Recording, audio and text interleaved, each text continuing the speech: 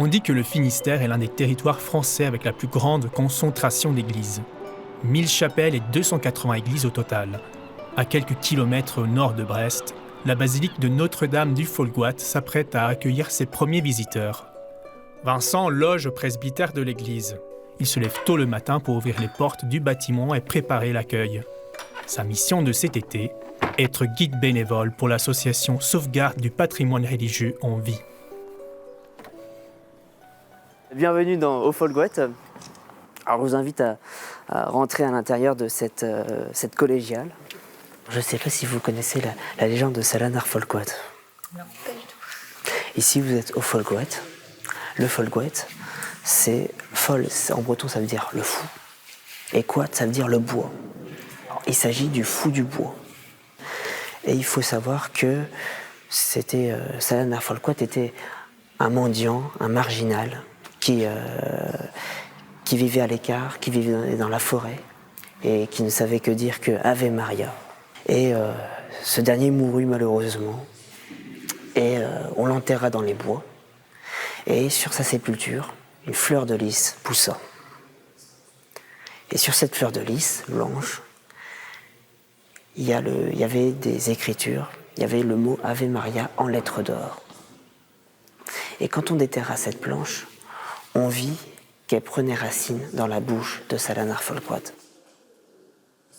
Cette basilique du XIVe siècle est mondialement connue pour son jubé et son porche des apôtres. Il s'agit de Saint-Pierre. Elle organise tous les ans un pardon breton en septembre, un événement qui attire de nombreux pèlerins.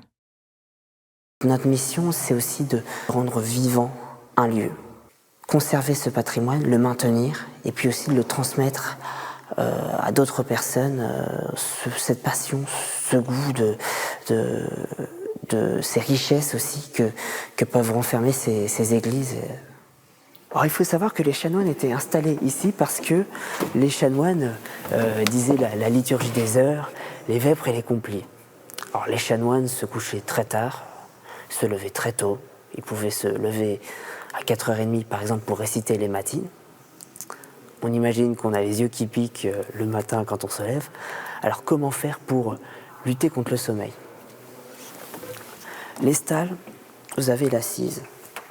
Vous pouvez soulever l'assise et vous avez une petite partie de bois. Et vous pouvez vous asseoir et poser vos coudes ici. Et on appelle ça des miséricordes.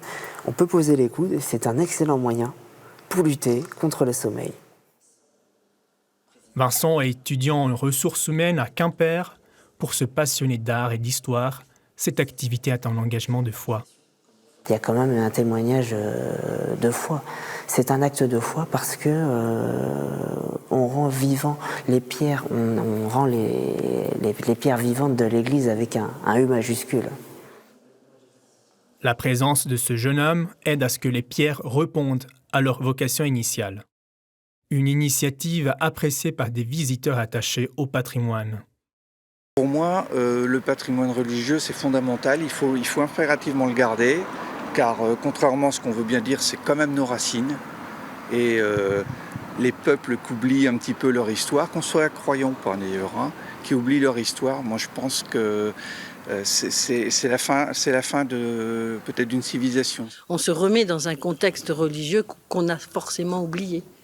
Et quand on rentre dans ce genre d'église, il y a plein de choses, toutes nos racines finalement, qui sont chrétiennes, catholiques.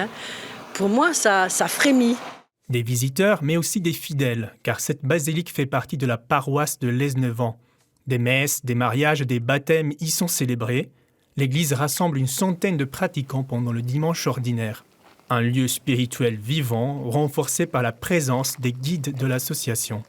La sauvegarde peut être une sauvegarde physique, mais la sauvegarde est également la sauvegarde du sens. Et souvent, si le sens du patrimoine, en particulier le patrimoine religieux, si ce sens est perdu, souvent les lieux disparaissent. Le logo de l'ASPREF, c'est une clé. La clé, c'est bien sûr ce qui ouvre l'édifice au sens propre du terme, qui ouvre la porte. Mais la clé, c'est également ce qui donne le sens de ce que l'on voit, le sens du sacré. Et donc, les guides sont là aussi pour ouvrir ce sens aux visiteurs. Donc, le but de l'association, c'est bien ça, c'est ouvrir le sens comme on ouvre physiquement l'église. L'association propose des visites guidées dans 24 églises du Finistère. Les visiteurs repartent avec un prospectus distribué par le guide. Et il nous a donné aussi la carte où il y a toutes les églises qui ont la chance d'avoir ces jeunes guides. Donc maintenant, comme j'ai le temps, je suis à la retraite depuis très longtemps, donc en vacances perpétuelles, je vais cocher toutes les églises quand je les aurai vues une par une. Une diversité et une variété à préserver pour la foi à l'identité d'un peuple invité à être conscient de ses racines.